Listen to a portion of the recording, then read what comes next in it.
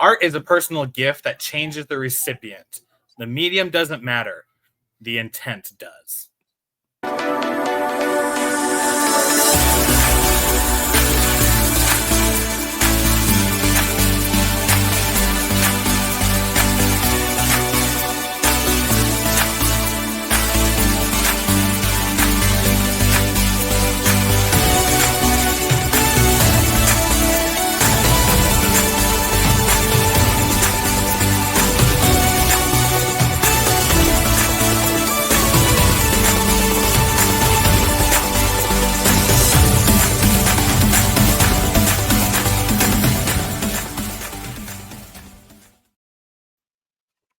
Good morning. Welcome to another episode of Champion Read, where we look into the best books by the best authors and talk about how they apply to our lives, how we can import those principles to make our lives better, more efficient, achieving our goals.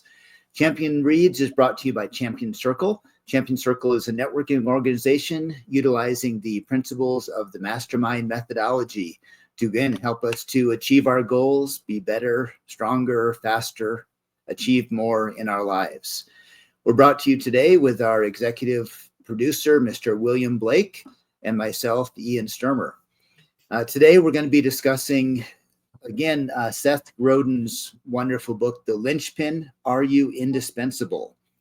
As we've talked about some before, are you a linchpin? Are you someone who is, again, indispensable in your workplace, in your job? Are you someone who goes beyond just doing the job to being important, being someone who can't have the job done without them? And there's a word that comes up when we talk about that kind of a person that goes beyond just doing it to becoming someone who embodies the whole idea, someone who makes it all. Oh, looked like Ian accidentally went out. That's all right. The Linchpin is a fantastic book, and I'm glad that we're able to jump into the topics of it today. Because with how great the Linchpin is. Welcome back, Ian. Thank you. Technical difficulties here. You're good. Yeah, Pin it's such a great book that Seth Godin. Hope I don't mess up that last name. Seth Godin brings to really break the norm of like how to basically do the job that you have not yet been paid for, so that you stand out, so that then you get the job and get to pay for it. Right? It's about being indispensable. It's about taking initiative. It's about being different than the rest of the individuals there. Being that 1% as we throw it out into the world. So very excited to talk about our topics today. Talking about more of the artist side. As Ian and I were talking in the back room, we're like, what is going to bring the most value today? And that's talking about the artist side, about how to be an artist in this work world, and then incorporating that into the difference between skills and creativity with automation and outsourcing. Great topics today. Ian, I'll turn it right back to you. Yeah, that's kind of the question today is, what is art in the workplace? How do we develop what we're doing into an art instead of just working?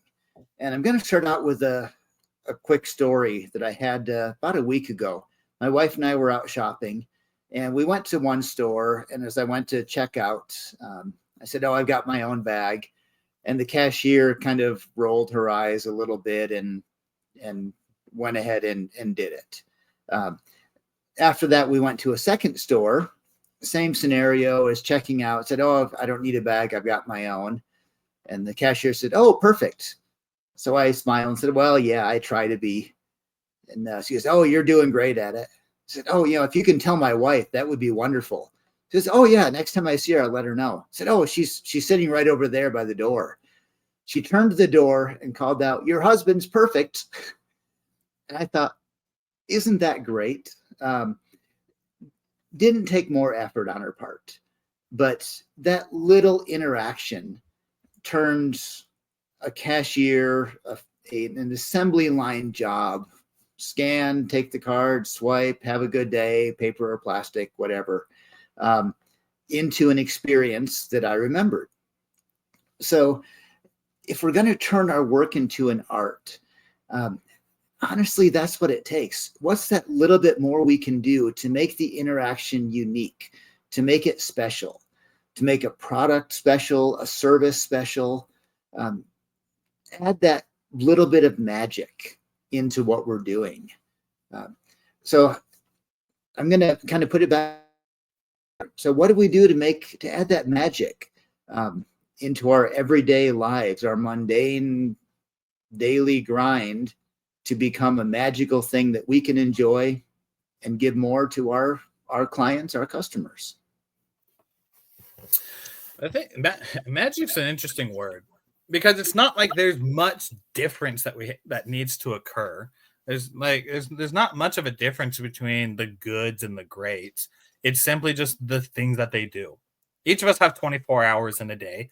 Each of us have 7 days in a week and 365 and a fourth days in a year. So with all that being said, like, each of us have the exact same time, but it's some people are poor, some people are working day to day, hating their 9 to 5, and some people are thriving and have plenty of money to go around and helping more people. How is it that some people are so in the need for money and some people are thriving in it? Of course, you can make the excuse that, well, they're rich and they don't have to work for it. But that's just not true. Most rich individuals, and I'm pulling this out of something that I read a while ago, so I don't know the updated on it, but I think it's still pretty close. Said about 11% of individuals are rich and have gotten their money from hand-me-down, per se, right? So parent money in that. But 89% get it from being made themselves, acquiring it over their entire lifetime. So what's that difference? What's the difference? What's the magic? And I think it's just the simple skills that we tend to focus on versus the ones that we don't. I remember when I was working produce at Walmart, all customers are the same. In my eyes at the time, all the customers were the same. They all come in, they want to get their food, and then they want to go out. Then go throughout the rest of their day, right? I wouldn't expect anything else from a customer. So when customers come up to me, the way that they usually would come up and say, hey, can you help me with something? Or, hey, I'm looking for X, Y, and Z. So then I put a smile on my face and I'd walk them to where it is, unless it was in the middle of a massive task trying to get stuff out on a Friday afternoon. I'd point them over to the store and say, it's on aisle so and so. But I remember this one time where this individual walked up and I was down working on the cabbages, and before we put the cabbages on, we got to peel off the extra leaves on them just so they look nice for the customers. Yeah. As I was doing that, the customer came up to me and said, hey, I have a question for you. And so I turned around and looked at him, and just a regular customer. He was dressed nicer and his hair was done, just good looking guy. And he said, hey, Willie, I'm looking for this. And I didn't know the dude, but he used my name. I said, oh, it's right over here. I'd love to show you. And then I went even more out of my way to interact with him as we were walking there, to tell him exactly where it is, and even give some recommendations from our conversation when he said, yeah, I'm cooking for a big family gathering. What would you recommend? Right. And the more customer service, more of that interaction occurred because he simply used my name. Now, this isn't him being the worker, but I'll absolutely tie it into it.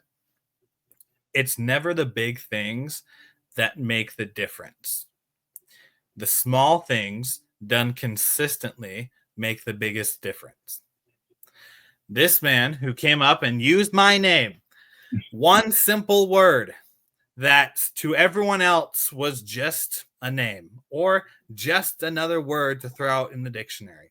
But because he used a single word, which was the most important word for me, he got more of my attention and got more of my service. Now, I stand by that, and I'd do my best to remember other people's names, because I have learned from him and from other individuals that using people's names is the most important thing, because their name is the most important word for them. If you say their name, If you say that word, you will grab their attention. It is that important. Now, whether the person hates their name or doesn't, that's a whole different story. But it's amazing that just the small and simple things do the most impact. Now, I can also go on with not just names, but being able to, if you don't have anything to do, you can just grab a broom and start sweeping the floor. 2, looking around to see what else needs to be done. 2, listening to your boss have a conversation with someone else complaining about something and like go and doing that. We could talk about a bunch of things, but I don't want to keep rambling on. Yeah. Ian the Wise has so many different things that he wants to share, but it comes down to those simple, small things that make the biggest of differences. Yeah. There's a fine line between being wise and being a wise guy, so I'll see where that fits in there. But yeah, I think the art aspect so often is the little bit that's extra. It's the little bit that doesn't apply necessarily to the actual product or service. Now, I love audio gear, and I'm always looking at headphones and receivers and all those kind of things. And there's something that frustrates me with headphones. I'll read a review, and it'll start out by saying, it comes in a new color. Now, the color of a headphone is probably the least important thing when it comes to listening to music. First of all, you can't even see them on your own head. Secondly, it has nothing to do with the sound quality. Whether it's pink or green or black or orange or gray is not going to affect how the music sounds when you listen to it, or the clarity. But that's become a big selling point in these things. It's a new color. It's a new, see how good, nice it feels when you touch the headband on it. And as much as those frustrate me because they have nothing to do with what the product is theirs for, sometimes it's those little things that make the difference in the art of it, that make it stand out from the competition. And I'll admit that I do look at a pair of headphones and say, ooh, those look really nice. Okay, nothing to do with how they sound. Got to try them on for that. But we're attracted to things that might be just a little bit different, or maybe a little bit the same as what we like. Those little pieces of it attract us. And like you said, hearing our name is a huge amount. If you're in customer service or sales or anything like that, using the name is a piece of art you add into it to work the person's name into it that can make what you're doing more indispensable. It could be, and apologies for kind of jumping around here, but as we were talking earlier and said, what makes art in a workplace? It's that extra little bit that other people aren't doing. And that could be Henry Ford and the assembly line. And at the time that came out, that was an art. That was something different that changed it, that made him indispensable in his company. So that little bit extra that we put in, whether it's 9-to-5 grind job or like the two of us are doing, we're doing something that's a little bit unique and tailoring our business to our own personalities, our own special markets, doesn't mean there's not a lot of competition doing the same thing we are. So how can we be indispensable when a whole bunch of other people are fighting for our business? There's so much competition out there. What can we do? And I'm not saying this rhetorically, I'm building it up to pass it back to you, William. What are you doing? And I'm gonna throw an example of something you did yesterday or the day before. You sent out a text to me and a few others in our group saying, which of these graphics do you like better? To tailor it to you, to make it stand out.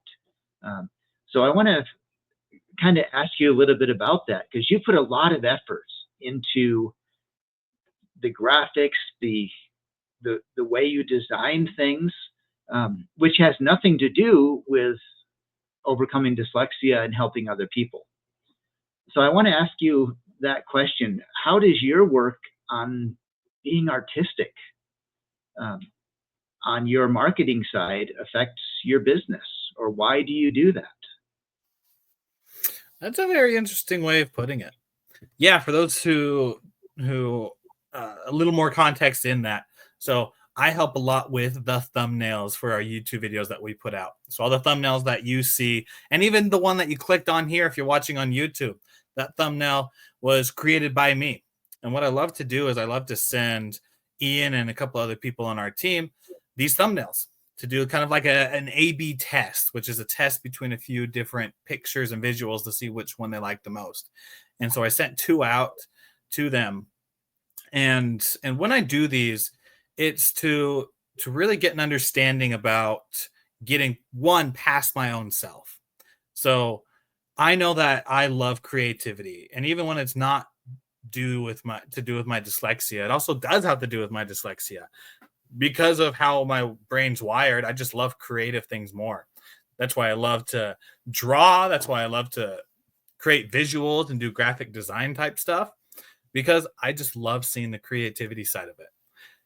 And because I love that, I built the skill around it to be able to work out with pictures and such.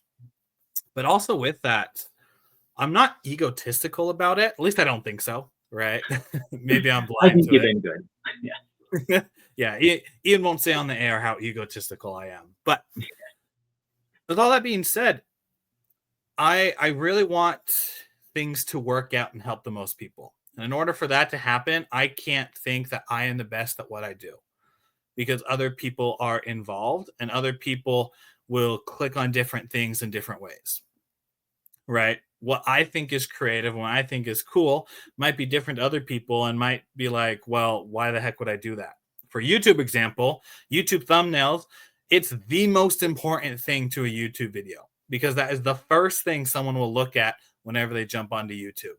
That means the thumbnail has to attract them in some way to be able to then look at the title of it, to then which able to click on the video, which then goes into the hook of the video, and then everything else with the content within it.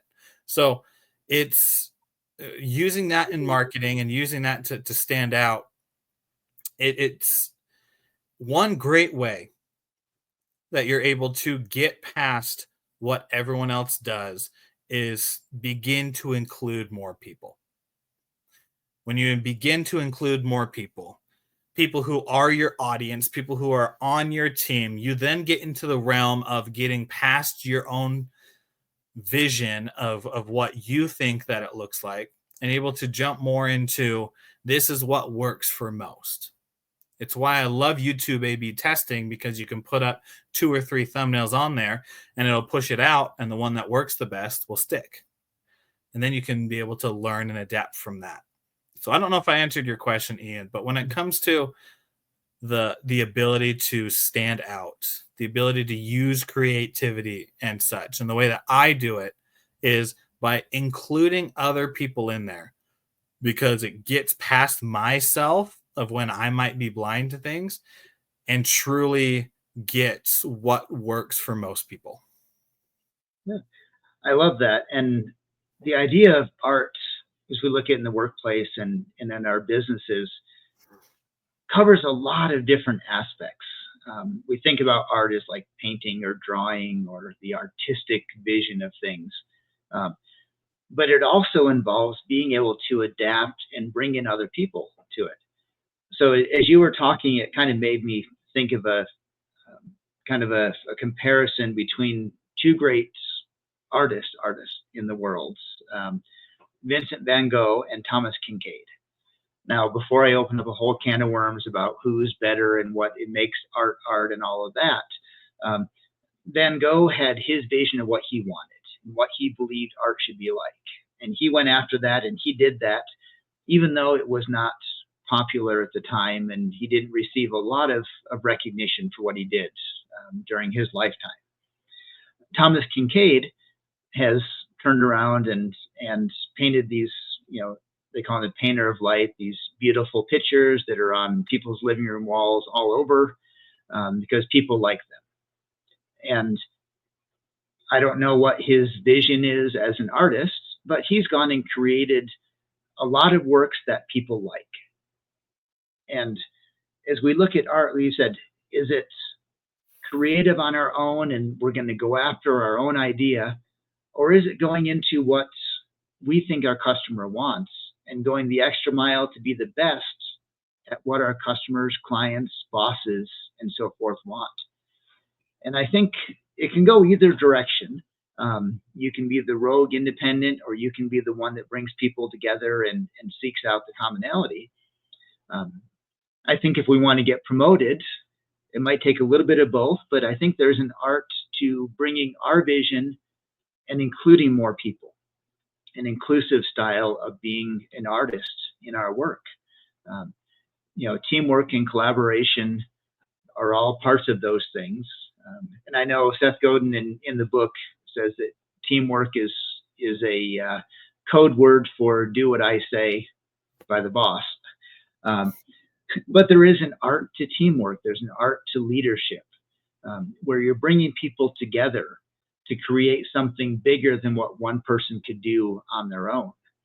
And I think, again, the linchpin idea of bringing more people together, creating more than could be done in the traditional ways. There's an art to that. There's an art to leadership. There's an art to teamwork. There's an art to working together and collaboration that goes beyond a science. It goes beyond an assembly line technique. And I think that qualifies as an art. So I rambled a little bit there, but and said the word art way more than I wanted to in that monologue. But there's an art of speaking as well, and I'll work on that one some more. Art. There you go. Now we're even, right? Yeah. Okay. I love it. I love how this conversation's going this way, and I love how art is involved, because a lot of times when we talk about the workplace, it's usually not about being creative. A lot of jobs out there aren't about being creative. It's just memorizing the thing and getting the job done. That's why I think a lot of times in schools that we don't really get the most understanding and experience with our creativity, because unless you have a really good teacher who understands it, they usually stick with the books. And in the books, this is the one answer that you need to know. So you need to memorize this, and we are going to take a test at it at the end of the year. And if you don't have it memorized and know about it, then you will not get 100% for the class, right? The school system was first started to help educate individuals to become workers. And unfortunately, it's still in that way. And I like how we're starting to get out of it, and there's different options that a lot of people have, but it's still in that thing of producing workers, producing individuals who do the same thing. Just because, sorry, frog in my throat on that one. Just because you go to college doesn't mean that you stand out. Just because you got a certificate in something doesn't mean you stand out. Just because you are the manager over a few people doesn't mean you stand out. What makes you stand out is how you are as an individual. As you use your creativity, as you use your inner skills and the strengths that you have, as we talked about strengths finders in the last book that we studied, as you use your strengths that you have, then you take who you are and put it to how you are able to put your purpose into society, how you're able to affect the market and affect the workplace in that way. A lot of individuals are stuck because of financial problems, of sticking with some job that they might not have the innate strength with. So they're working on something that they might be weak in and hiding the skills that they have. And because of that, it's impossible for them to stand out, because they are only doing the job description that they have. In my experience, when you start doing something that you love, it starts to bring out this creativity and bring out this inner left and right brain mentality of where you do the job, you excel in the job, then you go past the job into other areas, and it all seems like fun work. it all seems like just the best thing in the world. A lot of people don't get to experience that. But as I've been able to be in both places, I've enjoyed working 12 hours trying to do something I love rather than 8 hours of something that I think is okay or that I hate. And I think that might be the difference. Now, I don't want to leave it there because that's a depressing note. Ain't no way we're going to leave it at that. How I'm going to integrate that into a more effective and progressive side is in the job that you are at. I want you to think about what can you use that is a strength of yours to increase the productivity or initiative that you have at work.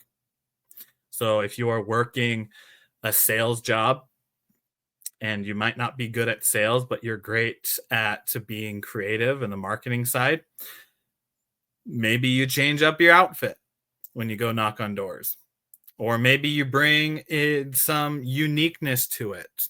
I know one of my friends who went to doors, he'd carry a thing of McDonald's French fries.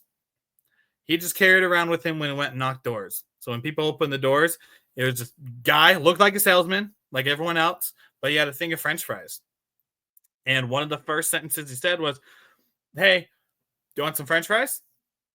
Broke past the barrier immediately, and he went from everyone hating him to being like, "Oh yeah, that's the fry guy. If you want some fries, go to that guy." And he started a great conversation, right? It sounds crazy, but that's the kind of the uniqueness that he had, that he brought into the job that he wasn't the best at, and then was able to flip and turn. What is that for the individual, for the champion who's listening? What is that for you? What is a strength that you have that you can start adapting into the workplace? Because like we said at the beginning, it's not about the big things that you do to make the change. It's about the small little things that you start doing consistently that help you be the linchpin and the indestructible individual in the workplace. I love that. And as you were talking, it reminded me. So one of my favorite rock bands is Genesis. And Genesis, in their early days, Peter Gabriel was the singer, for you young guys who don't remember that far back. So they were a progressive rock band. They were kind of an avant-garde style of music. It was very forward-thinking, very artistic compared to a lot of music. Whether you like it or not, it was viewed that way. But there were a lot of bands out there doing the same thing. Peter Gabriel was the singer. He didn't play any instruments with him. So when they were tuning and getting everything ready, he ended up having a lot of empty space time. So at one point, he decided to do something different. And he walked out at the beginning of the concert in a costume with a fox head that he was wearing. And what does this have to do with music? Absolutely nothing. What does it have to do with the creativity of the music, the quality of the music? Nothing whatsoever. But next day, they made headlines in all the music magazines, all the music sites at that time, music newsletters, because he took what he was supposed to do, which was sing, and brought it to a whole new level of creating a stage presence for him. He said that same thing. What can I do in my job to raise it to the next level, to make myself indispensable, to make myself more art, connect with more people, and turn some people on and some people off. But we have that same idea in what we're doing. What can we do to take it to the next level? How can we add that extra piece, carry those French fries around with us? If I can throw out myself for just a second, I do life insurance, and that's not a happy, cheerful topic and all of that. So I throw out an awful lot of jokes when I'm talking about it with people.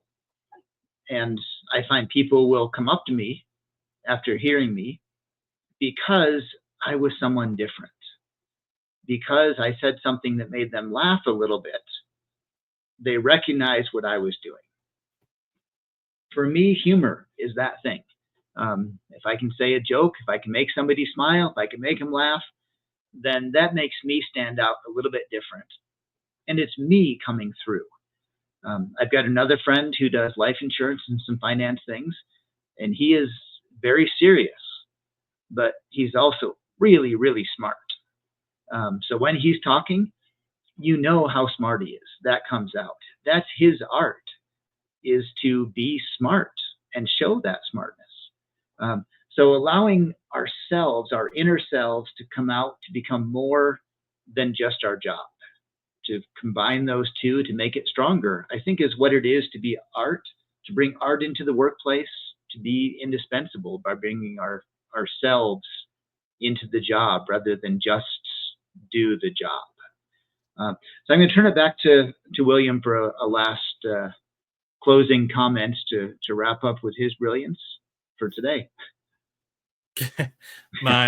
Your wiseness and my wisecracking jokes. Yeah, that's where we sit. Teamwork, yeah. Yeah, teamwork. Yeah. The art is teamwork. Yeah, you're right on the money.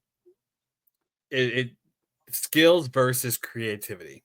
As Ian and I were talking in the green room before, and I was telling him that in the jobs that I've applied to and that I've seen other people apply to, I realized that it's very easy to teach different skills. It's easy to teach PowerPoint. It's easy to teach Adobe Premiere. It's easy to teach different sales tactics, and that, like, the skills, hard and soft, are pretty easy to learn compared to being creative, taking the initiative, knowing how to work hard, and being able to be flexible and adaptable, right? Those things that you don't really get to put on a resume, the things that there's not a spot that says, I work hard, I'm creative. Like, you could put that in skills, but a lot of companies, and it's sad to see it, a lot of companies are focused on the hard working skills, which it's important. But if you find an individual who only knows hard skills and is really lacking with creativity and learning and knowing how to work hard, and then going for a marketing job, versus someone who might not know about Canva or CapCut or Adobe Premiere or any of those different systems that a lot of companies use, but are very creative, know how to have a hard work ethic. I would myself pick the second one, because I can easily teach them the systems and the software that I have to be able to do the job. But it's going to be so much harder for me to teach someone the habits, right? It's the skills versus the habits. Do you want to train them in the skills, or do you want to train them in the habits? For me, I want them to come in with the habits already, and then I can teach them the skills. And wrapping that into a nice bubble of, for you as an individual, there's always skills that you can learn. But the habits that we have, what can you do to bring more of yourself out? When you're by yourself, when you're with your friends, people who you absolutely trust, and you can be your 100% you, where you are laughing and giggling, where you are able to talk nonstop and be able to have fun. In those moments, what attributes stick out? Which ones do you exude? Figure out that, and then pick one and apply that to your workplace. Pick one and start being more true to yourself in your working environment. Because as I've realized that, and as I've started doing that, it's become very apparent that it's just the small things. As I wrap it up from where we started, it's the consistent small things that we do that get us the big results, rather than the one big hurrah moment. Love that. And yeah, I think that's it. Being indispensable, becoming an artist in your work, it is the small thing. It's those few little steps that we're willing to do that other people aren't, that make us indispensable. So with that, I want to thank our listeners for listening to another episode of Champion Reads, as we have delved into Seth Godin's book, The Linchpin, Making Yourself Indispensable. Or Are You Indispensable? I turned my tablet off. They had the name of the book. The Linchpin, we'll go with that, by Seth Godin. Encourage you to pick up a copy of this book, to delve deeper on your own into how he talks about becoming indispensable and why that is crucial as we move into a new type of workforce than we've really ever had in history before, and how to stay on top of that. Again, we are listening to Champion Reads. Hopefully you have liked what you've heard today. If so, we encourage you to click on that like and subscribe button to find out more of what we have to offer.